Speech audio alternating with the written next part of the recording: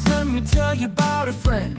It's Craig LeBlanc where the good times never end. Talking Parks and Rec, it's a show you gotta know. Welcome one and all to the Daily Parks and Rec Show. It's the Daily Parks and Rec Show. We're a huge avenue for people with mental who maybe want to find an avenue for their mental health.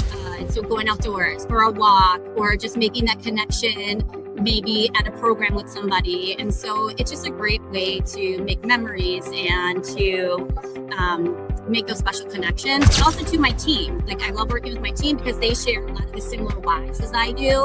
And so we have that same mission and passion to provide for our community. And here we are live again, our second show live from the IRPA annual conference here in Chicago. How many times have y'all attended this convention? Oh, by the way, special guest Julie, Jessica, and Julie. Hello. Now, have y'all been to the IRPA conference before? Yes. And how many years have y'all attended? I think this is my 12th year. Oh my goodness. Yeah, this is probably like 15 for me. Has it ever been in another city besides Chicago, or is it always in Chicago each year? Just in Chicago. This is Illinois Parks and Rec, and so it's always been here in downtown Chicago, at least that I know. Tell the rest of the country how the weather is up here. It's something. It's something. It was shocking coming from New Orleans when I drove up here. I'm like, okay, this is nice. I think it was 7 degrees this morning, so Ooh, I'm in the negative, so that's a good sign. Yeah. But we're inside, so we're good in here. All right, so Jessica, why don't you start? Tell everybody what you do for the Parks and Rec industry, or the Parks and Rec community that you work with. What's their name, and what do you do there? Yeah, so I work for the Park District of Highland Park. I've been there for 16 years, and I'm their Assistant Director of Recreation. So I oversee our recreation department, gymnastics, our registration team, and our nature center. Y'all have gymnastics there? We do. I used to coach gymnastics. Oh, really? Yes. We need more coaches. I was a Kentucky cheerleader. I just coached the tumbling part of it. So Okay. Shout out to all those gymnasts out there. Mad respect for y'all. In a former life, that's what I used to do. Nice. Julie, tell us what you do. Yeah, so I'm Julie from Park District of Highland Park. I'm the Recreation Program Manager. I oversee early childhood, youth enrichment, cultural and performing arts, and special events. Oh, wow. So special events, that is a beast. Tell us what y'all do for special events on a given calendar year. Yeah, so our big one's coming up right now. We're planning for the Independence Fest. That'll be our biggest community event. Lots of attractions, community partners, very welcoming opening environment, followed by the city parade on the next day. And throughout the rest of the year, we plan other large open community events and smaller one-day pop-up workshops. Now, were both of y'all involved in Parks and Rec as like kids, or what was y'all exposure? And did y'all ever anticipate y'all having a full-blown career in Parks and Rec, or how did you come into that? Julie, why don't you go first, and then Jessica, you can follow after. I fell into this by accident. I was studying dance and business management, and when I came home from school, I went back to my Park and Rec department and I said I desperately need a job.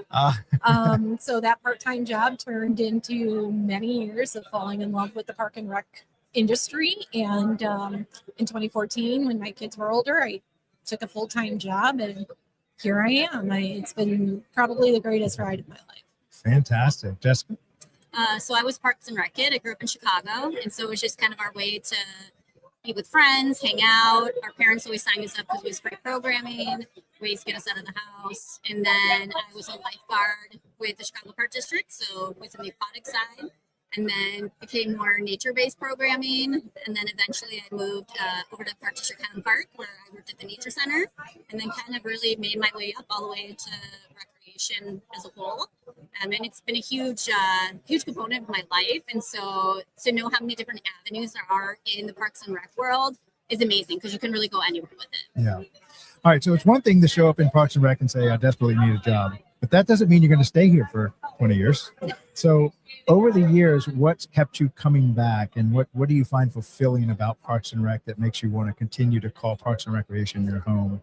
Jessica, why don't you go first? And then I mean, the community, obviously, I think providing a service to them and knowing and creating memorable experiences for our community, either through special events or through special connections within nature, We're a huge avenue for people with mental who maybe want to find an avenue for their mental health. So going outdoors for a walk or just making that connection, maybe at a program with somebody. And so it's just a great way to make memories and to make those special connections, but also to my team. Like I love working with my team because they share a lot of the similar whys as I do. And so we have that same mission and passion to provide for our community. Julie? I think what really brings me back every day is that drive to find another way to bring our community together. A pretty big mission in our district is inclusion in many fashions. So the opportunity to break down barriers that might otherwise prohibit people from being together. So every day I come to work, there's another challenge with another possible solution that can make that happen. And that's really my why. Yeah. And so when we talk about our job is to build community, that really is a foreign concept to someone that's not immersed in parks and recreation. So if you're explaining to, I guess, the general population of a town or a city or America, this is what community building actually is after doing this for X decades, how would you kind of simplify it for them to how day to day y'all actually build community? What does that look like? Jessica, why don't you go and then Julie?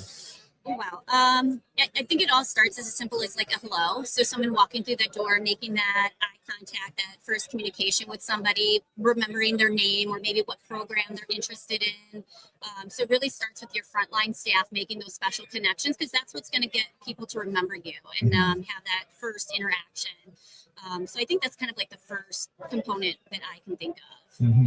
And then Julie, maybe you can speak of as far as the special event component of community building, because I know I had somebody as a guest on the show and it was her first time running special events and they decided to not do t-shirts that year, not realizing that they had made a t-shirt every year for the past 15 years and they had become collector's item.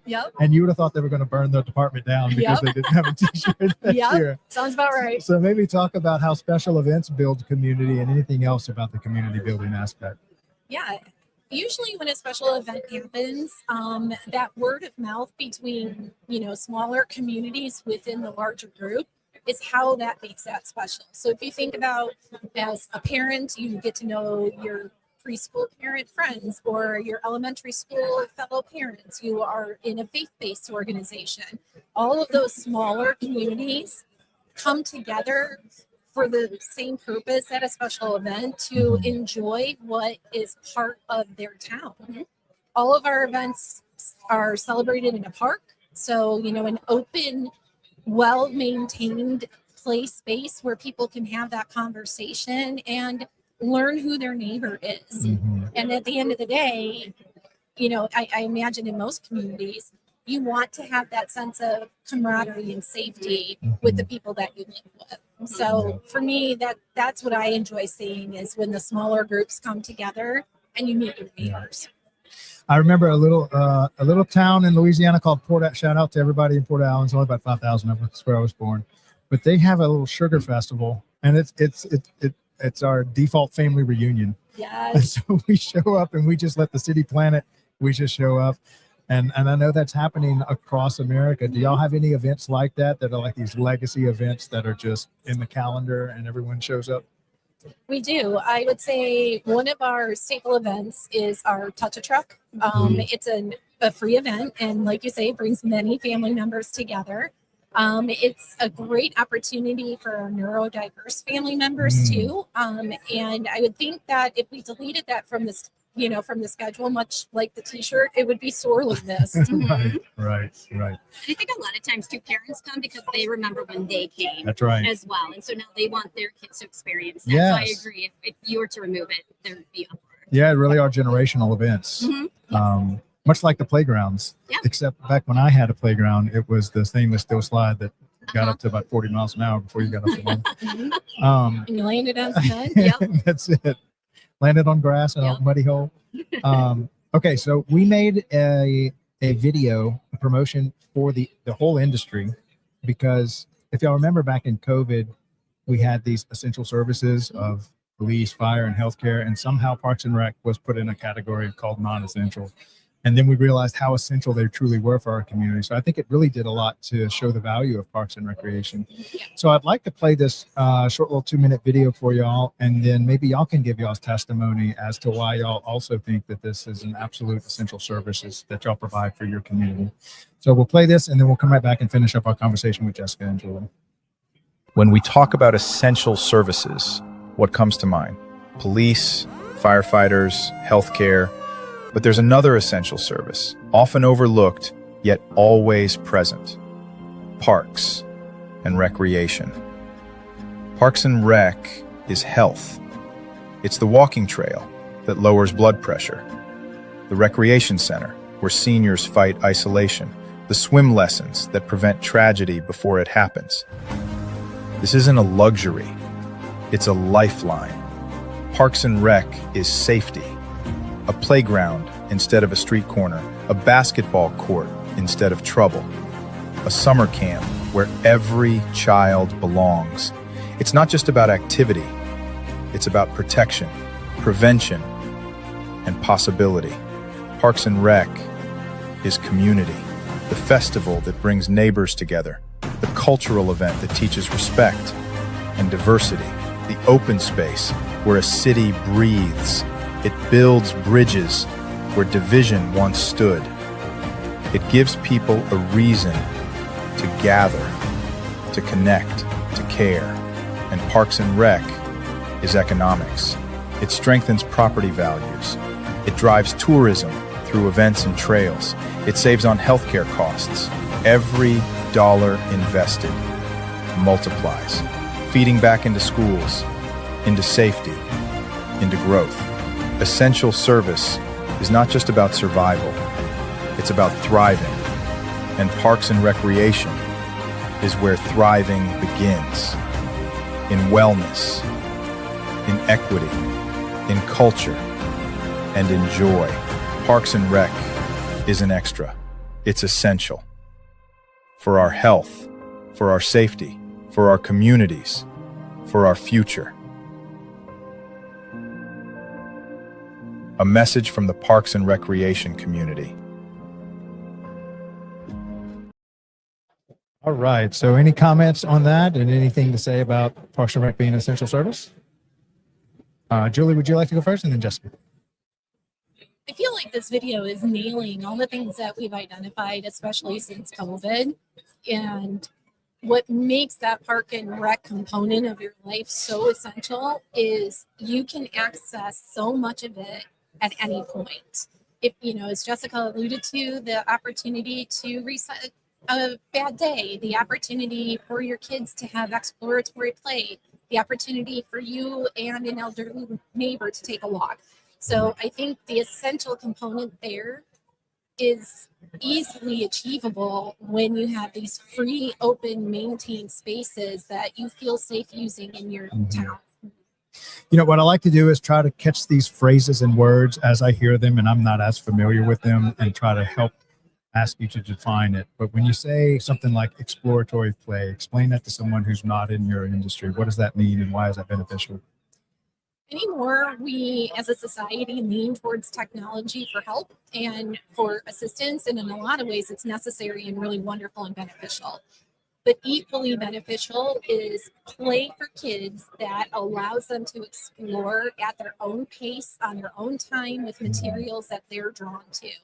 And when that happens at a young stage, we see individuals grow up that help keep all of our communities diverse. These kids grow into industries that help maintain what a park and rec department is. As Jessica said, we have everything from a business office to a parks office and projects to play toys. So when we let kids explore at their pace, we're seeing what the future of our industry can be. Yeah. Jessica, have anything to add to that? Yeah, I think just kind of more on like a personal experience. I actually had a baby in the midst of COVID, April 2020. And I think for me, it was beneficial for me, my young son and my newborn, because we're stuck inside, and I needed this new connection as like a mom of a newborn. And so the Parks and Rec gave me that opportunity to be able to be outside in an open area environment where my son can still play and have that multi-sensory experience without having to be inside all the time. And I'm able to sit there, you know, with my newborn and connect with parents that, you know, at a distance. And that's the thing. I think the park district gave us the safety too, within outdoor spaces, indoor spaces, making sure that we did feel safe participating in ways that we were comfortable with. And so, yeah, I mean, Parks and Rec were crucial during that time for me personally, when I had my child amongst COVID time. Fantastic. Now, okay, so we're sitting with two veterans of this IRPA conference. So for those that have not attended, this is actually my first time to attend it, and I've heard about it. It's a legend. I just haven't had a chance to make it up here. So for those that maybe have not attended, and I believe y'all have the largest convention in America and has been that way for quite a while. Maybe what are some of the things that you all would see here that maybe you might not see at other places, and anything attributed to that success and the growth of Illinois? Let's see, Julie, would you like to take a stab? I mean, I think just here in Illinois, we're Midwest. Like, we love our Parks and Rec. We love outdoors, be it, you know, golfing or playgrounds or just natural spaces. And I think we all have that same passion. And so when you're here, there's energy here, there's a buzz here, you feel it because you're amongst so many like-minded people, and we're also friendly as well. So you're making constant connections here. And so I just love that energy and that drive that everybody has to share ideas. We're not keeping secrets. Like, we all share ideas. We all want to know, like, hey, how did you do this? How can we do this better? What are your challenges? And I love that. I think that's like huge when you come here to Illinois Parks and Rec. Yeah, absolutely. Julie, you have anything to add? No, I think Jessica is right. Innately, we are all experiencing the same challenges here. Everything from our northernmost districts to our southern districts, there's a lot of challenges that are commonplace for Parks and Rec. So when you're in a space like this, there's that underlying understanding that, okay, you've been through it, I've been through it, like, how did you persevere? So having that commonality when you come here is that when it brings people together that way, you have a starting point to make a new contact, make a new friend. There's something you can talk about that's the same. Fantastic. Well, thank you all so much for coming on the show today. And also want to give a special shout out to our sponsor, Amelia. They're a software that does a great job making software for the industry of Parks and Rec for camp registration. And y'all know all the software you have to need to do y'all's job. It's crazy.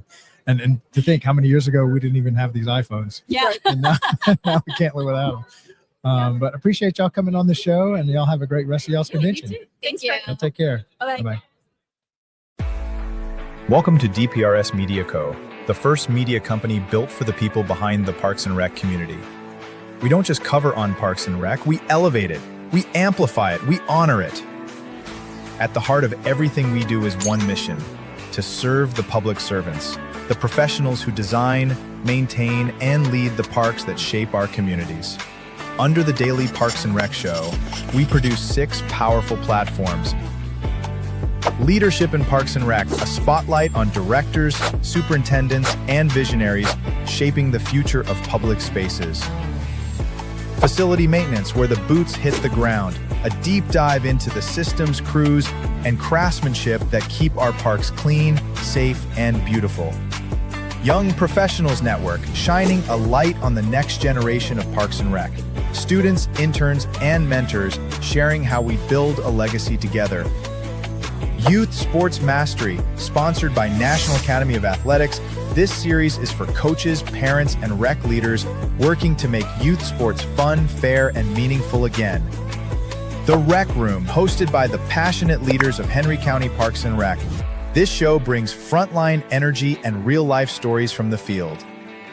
And the weekly Parks and Rec Post, our official newsletter delivering stories, insights, and community wins every week. We are DPRS Media Co., LLC, a media company with a mission to uplift the professionals who serve every community, every park, every day.